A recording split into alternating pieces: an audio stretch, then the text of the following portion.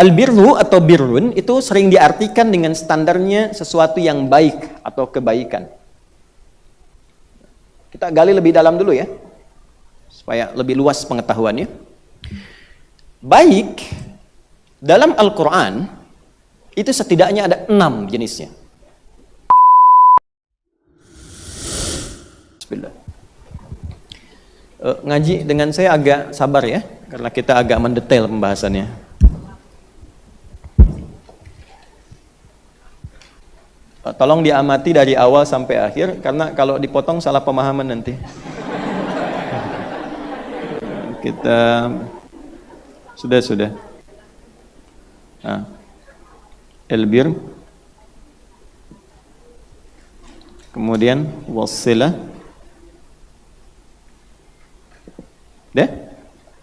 wal adab.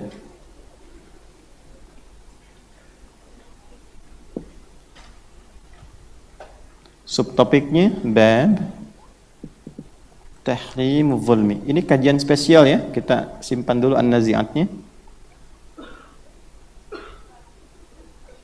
Ya, Bapak di sana nggak usah miring-miring, tawakal aja, nanti saya bacakan. Ya. Saya takut nanti pulang begini semua dah. Ya, nomor hadisnya, sumbernya Sahih Muslim.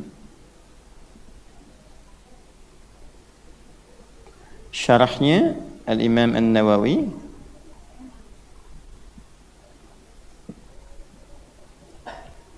Kemudian jilidnya yang ke-8. Saya pakai angka Arab saja. Nomor hadisnya 2581.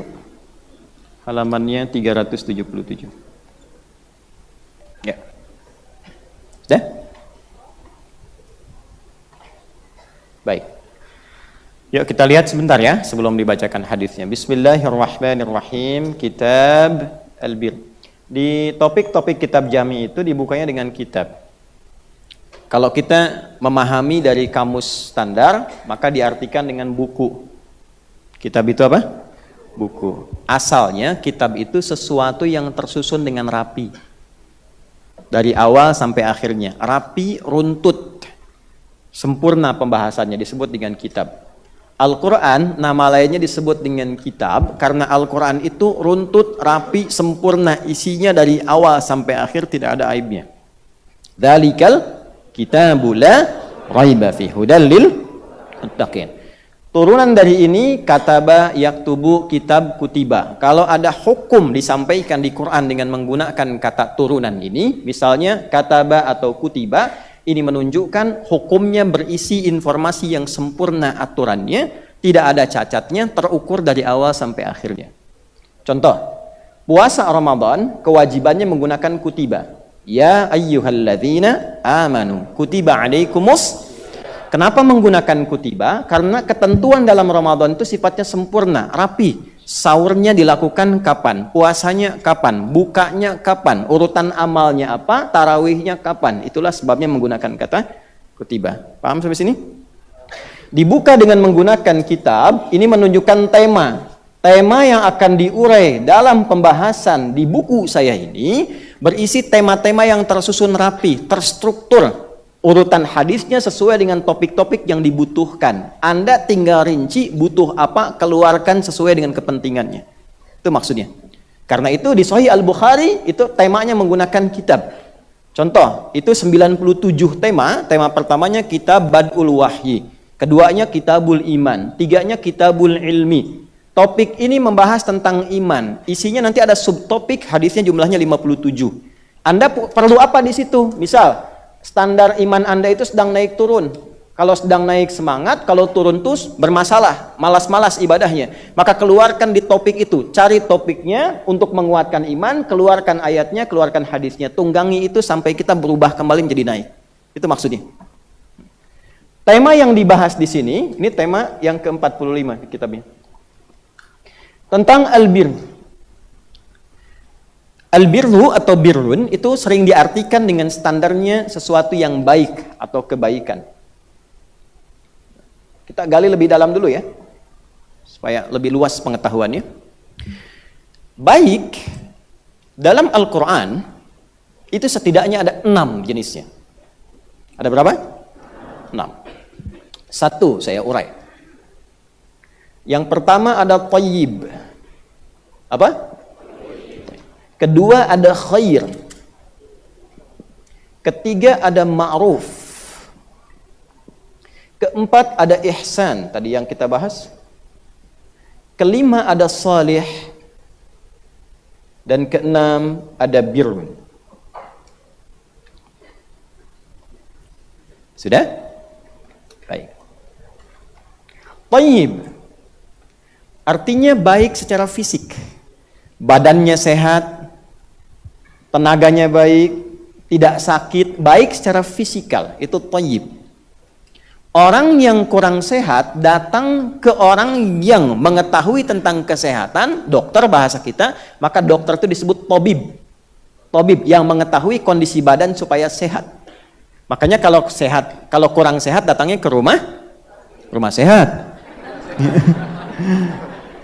Ke rumah sehat. Ya disebut rumah sakit untuk tahu sakitnya apa lah, gitulah takwilnya. Nah, yang mengobati itu ya, yang berikhtiar mengobati namanya tabib. Jadi tabib itu bukan tukang obat.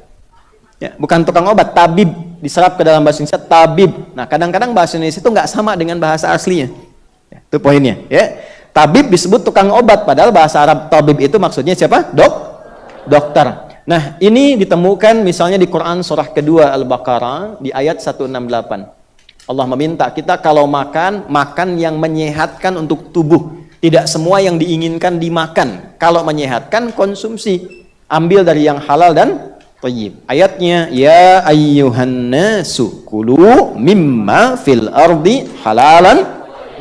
Ini kata thayyib pertama dalam Al-Quran. Hei semua manusia dimanapun berada, silahkan berikhtiar minimal untuk mendapatkan kebutuhan fisikmu, cari makan. Makanya para ayah ketika ingin bekerja, anaknya tanya, ayah mau kemana? Mencari sesuap nasi. Padahal yang dicari satu rice cooker, ya kan? Dan seterusnya. Nah, para ayah yang bekerja, maka bekerjalah dengan cara yang halal. Jangan dengan gunakan ketentuan yang menyimpang, halalan. Nanti dari yang halal, misal dapat 10.000 itu belikan yang thayyib, yang sehat untuk fisik, yang baik untuk digunakan. Jelas? Itu diantara satu tafsirnya. Nah, ini kesehatan, thayyib, fisik yang kuat dan baik. Tapi kadang begini, ada orang yang sehat, kuat, fisiknya bagus, tapi secara sifat belum tentu baik. Tubuhnya bagus, baik, sehat, tapi sifatnya belum tentu baik. Kan ada juga kan orang yang 2 kali puasa, 2 kali lebaran nggak pulang-pulang padahal dia sehat kan? Ya, namanya thayyib padahal. Nah, ketika fisiknya itu baik, sehat, bagus, diiringi dengan sifat yang baik. Sifatnya baik. Maka menunjuk pada sifat baik itu namanya khair. Khair. Ya, jangan sampai pakai jas, pakai dasi bagus tapi pencuri juga misalnya, ya. Bagaimana caranya? Tampilannya bagus, baik, tapi sifatnya pun mulia. Jujur itu khair. Sabar itu khair. Rendah hati itu khair. Jelas? Kalau sifat ini dipraktekkan dalam bentuk sikap, jujur itu sifat. Tapi ketika ada usaha orang lain menyogok Anda, lalu Anda tolak ya dengan cara yang benar dan baik, maka itu menjadi sikap. Praktek dari sifat khair, prakteknya disebut ma'ruf. Ketika menjadi sikap. Ini sifat, ini sikap.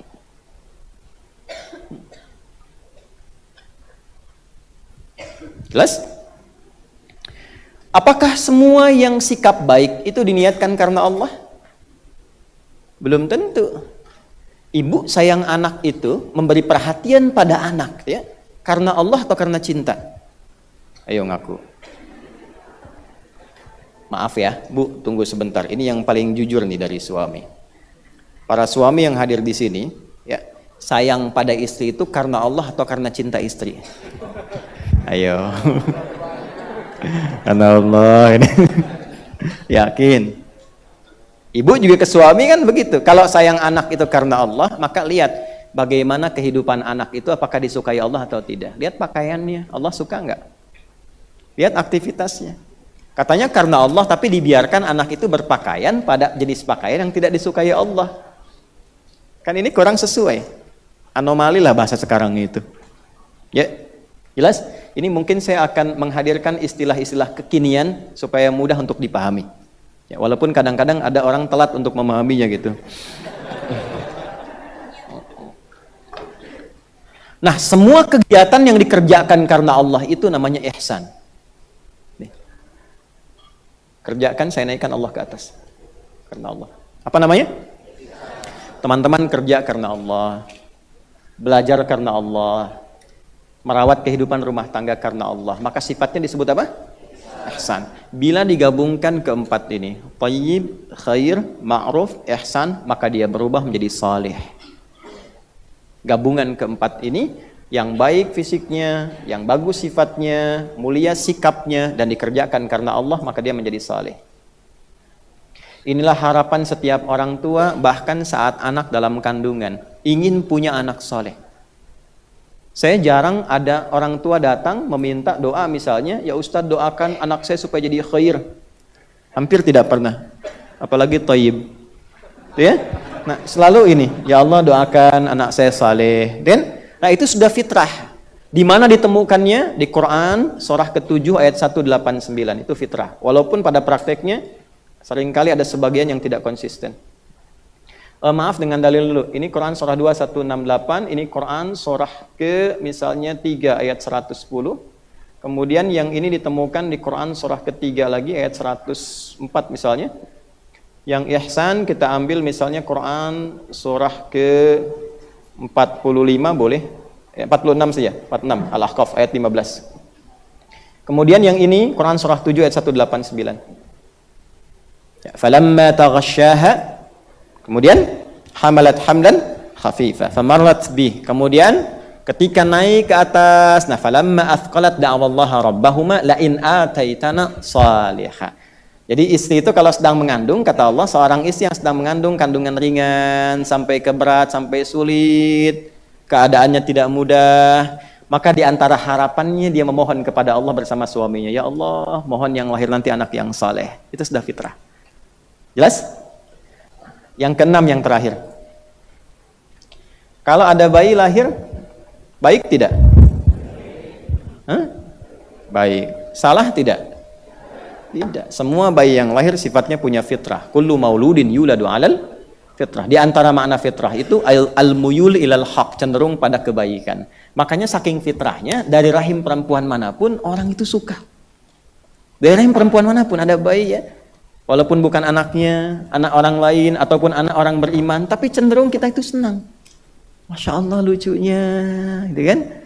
Ya Allah ngegemesin, ya itu.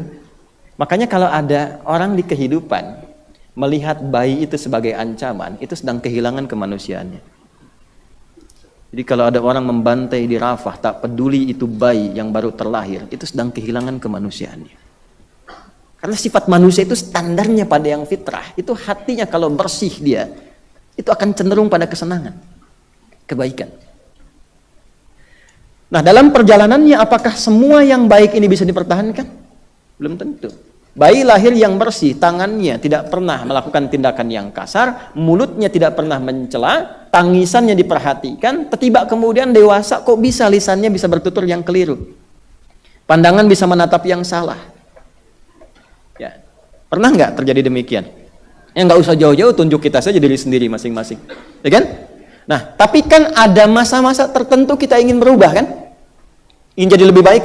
Latihan lisan jadi baik, latihan pandangan jadi baik, mengeluarkan yang salah sehingga menjadi soleh, menghilangkan yang kotor sehingga bersih, menghilangkan yang tidak baik sehingga muncul baiknya, itulah disebut birrun namanya. Birrun itu kebaikan yang muncul setelah buruknya hilang.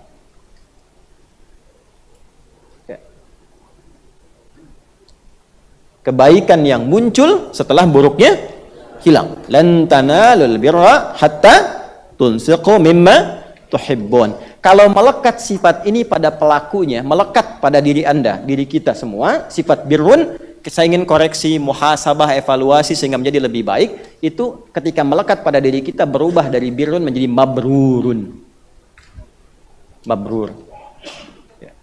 Di antara inti orang berhaji itu mendapatkan sifat mabrur. Apa itu mabrur? Haji yang merubah pelakunya menjadi lebih baik dari sebelumnya. Itulah sebabnya jamaah haji itu datang ke Arafah, evaluasi, kenali Allah, kenali dirinya, apa yang kurang dari dirinya. Dari situ berangkat kemudian ke Muzdalifah, apa yang membuat jauh dari Allah, apa yang membuat hubungan kurang bagus, dilempar sifat-sifat gak baiknya, masuk ke jamarat, ke Aqabah, lontar. Yang dilontar itu bukan tiangnya sebetulnya. Itu gambaran simbolisasi. Yang dilontar itu sifat-sifat buruk yang melekat pada dirinya. Ini saya Adi Hidayat nih, sifat saya begini. Bismillahirrahmanirrahim. Bismillahirrahmanirrahim. Sifat hewaninya. Karena itu tanggal 10 di sana melontar, tanggal di sini menyembelih hewan. Di tanggal yang sama 10. Dan doanya sama. Di sana Bismillahirrahmanirrahim, di sini Bismillahirrahmanirrahim. Gitu. Setelah itu menghadap ke arah kiblat, jangan dulu langsung berangkat yang mau haji. Menghadap dulu ke kiblat, doanya sama. Inni wajjahtu wajhiya lilladzi fataras samawati wal arda hanifan musliman wa ma inna salati wa nusuki wa mahyaya lillahi rabbil la syarika lahu wa bidzalika umirtu wa ana minal muslimin wa ana awwalul muslimin. Ya Allah, aku hadapkan diriku sepenuhnya padamu saat ini, Engkau penguasa segalanya. Sungguh ya Allah, selama ini kalau aku sholat, aku ibadah, aku berhaji, aku ibadah, aku hidup, aku lakukan berniat untuk menaatimu. Ya Allah, kalau aku hidup setelah ini, rubah kehidupanku menjadi lebih baik. Kalau aku wafat pun sekarang saat ini, aku berjanji ya Allah akan menjadi muslim yang baik untuk pulang kepadamu dan tidak akan pernah menyekutukanmu. Lahir sifat itu disebut birrun, melekat pada pemiliknya disebut mabrur. Karena itu hajinya oleh Nabi disandingkan dengan sifat mabrur, bukan orangnya. Ya, kalau orang menunjuk gelar, kalau sifat menunjuk amal. Karena itu hadisnya berbunyi al-hajjul mabruru, bukan al-hajj yang haji, bukan. Al-hajjul mabruru. Haji yang baik itu yang merubah perilakunya menjadi lebih baik, maka tidak ada pahala sepadan dengan itu kecuali surga. Kalau dia pertahankan sampai dia meninggal dan pulang. Ya, bukan hajj orang haji, karena ibadah nggak ada gelarnya. Tapi kadang Allah titipkan di lisan orang sekitaran untuk mengingatkan. Misal sudah selesai haji, ke imigrasi, nggak sabaran, marah, mana koper saya? Nah, orang Arab mengingatkan, ya hajj, ya hajj. Duhai bapak yang sudah haji, duhai ibu yang sudah haji, jangan tukarkan hajimu yang sudah baik dengan perbuatan yang tidak baik sehingga kehilangan jaminan surgamu. Itu maksudnya. Jadi bukan gelar, karena di Islam nggak ada ibadah pakai gelar. Kalau ada gelarnya, orang Islam akan paling banyak gelarnya. SHI, sholat haji infak. Ya.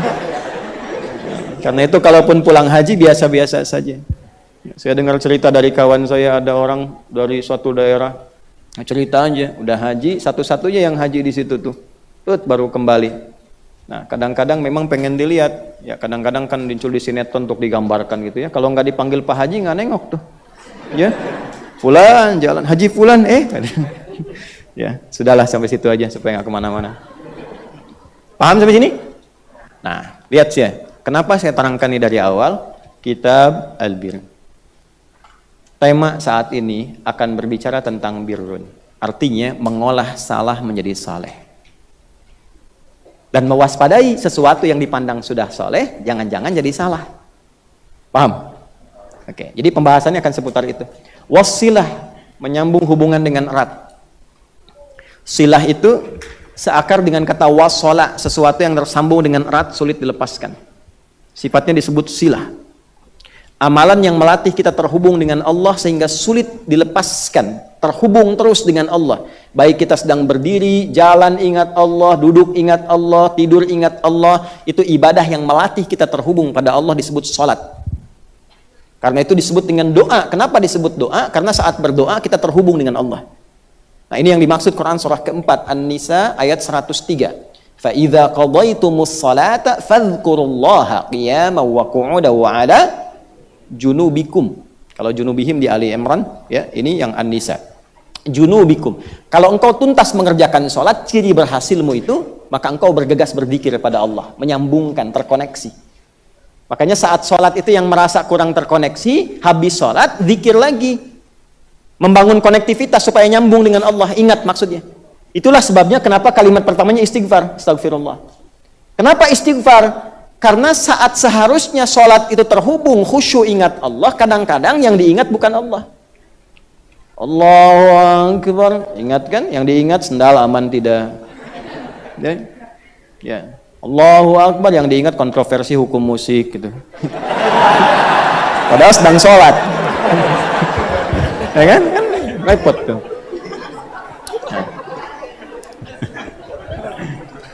Nah, itulah sebabnya pasca salat kemudian zikir. Zikirnya istighfar. Astagfirullah, astagfirullah, astagfirullah. Supaya nyambung. Ya, kalau sudah nyambung, kalau jalan ingat Allah nggak mungkin maksiat. Antum keluar masjid nih, pulang nih, ya, pulang dari sini keluar. Kan pakai ke masjid ini nggak pakai sandal kan masuknya. Ya, disimpan di luar kan? Nah, kalau keluar masjid ingat Allah, nggak akan tertukar sandalnya. Karena ingat, tahu Allah menilai, melihat. Ini sederhana aja gitu kan?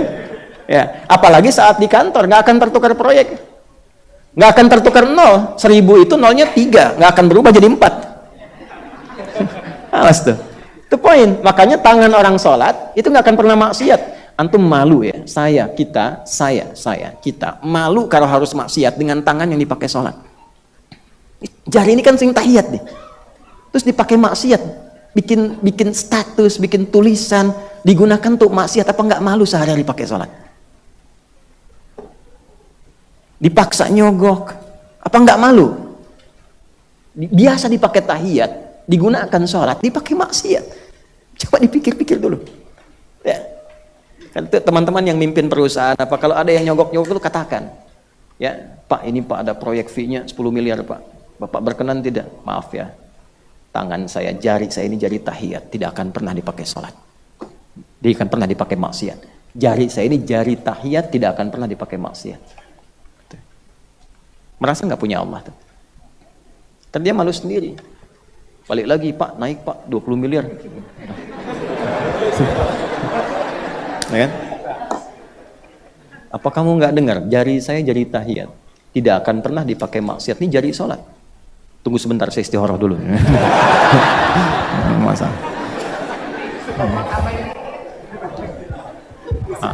Ini silah.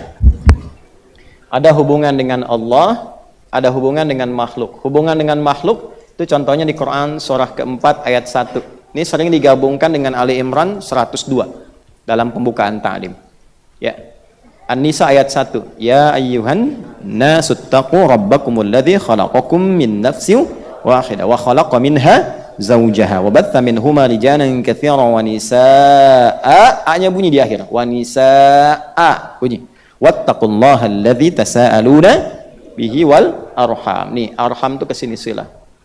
Ya, jamak dari rahim. Makanya kita selalu membacanya silatur rahim. Silah. Berarti ada hubungan dengan manusia. Tema ini, topik ini akan membahas tentang sifat-sifat baik yang terhilangkan dari buruknya, atau sebaliknya, kebaikan yang dikalahkan oleh keburukan. Kemudian juga terkait pembahasan hubungan bila terkait dengan Allah atau dengan manusia, wal adab, etika dalam berperilaku. Adab dalam ibadah bagaimana? Ya, adab dalam menunaikan ibadah seperti apa? Adab dalam berinteraksi bagaimana? Nanti baru diisi dengan ilmunya. Jadi adab tidak akan, terpisah dari ilmu. Adab itu bagian dari ilmu. Tapi bab yang pertama sebelum dimulai tentang bab ilmu-ilmu yang lain. Adab dulu baru kemudian ilmu yang lain. Makanya ada ungkapan al-adabu qoblal ilmi. Adab sebelum apa? Adab itu bagian dari ilmu. Bagian pertama dari bab ilmu itu adab. Jadi kalau ada orang merasa berilmu tapi tidak beradab, itu sama dengan dia tidak berilmu juga. Karena pondasi ilmu pertama itu adab. Itu pondasi pertamanya. Dan para ulama itu langka sekali belajar ilmu sebelum belajar adab. Itu pasti adab dulu. Ada ulama yang 20 tahun belajar adab dulu.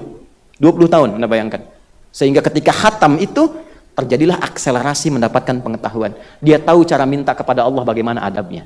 Adab berdoa, adab datang ke majelis ilmu, adab menghormati syekh Allah, adab menghormati kawan-kawan, adab mempraktekkan ilmunya. Ketika itu dapat, maka yang lainnya itu akan turun cepat sekali, kadang-kadang dari sisi yang tidak kita duga. Paham sampai sini? Oke. Yuk. Subtopiknya tahrimu zulmi. Haramnya zulmun. Apa itu zulmun? Zulmun itu menempatkan sesuatu bukan pada tempatnya. Wad'u syai'in laisa fi mahalli. Ini gelas menampung air untuk minum. Gayung menampung air untuk mandi. Ada orang minum pakai gayung, mandi pakai gelas. Nah itu zulmun. Orang yang disebut zalim. Yang diharuskan birrun, salah hilang, soleh muncul. Ini terjadi sebaliknya. Yang solehnya hilang, yang salahnya muncul. Maka datanglah hadis ini untuk membentengi. Kalau sudah berbuat soleh, jangan diperbanyak salahnya, supaya solehnya tidak hilang. Kalau kemudian orang merasa soleh tapi berbuat salah, itulah perbuatan zalim. Zulmun, orangnya disebut zalim. Apa kasus yang terjadi dan bagaimana statusnya di akhirat? Itulah hadis yang akan kita baca. Nah, ini baru nyambung ke hadis.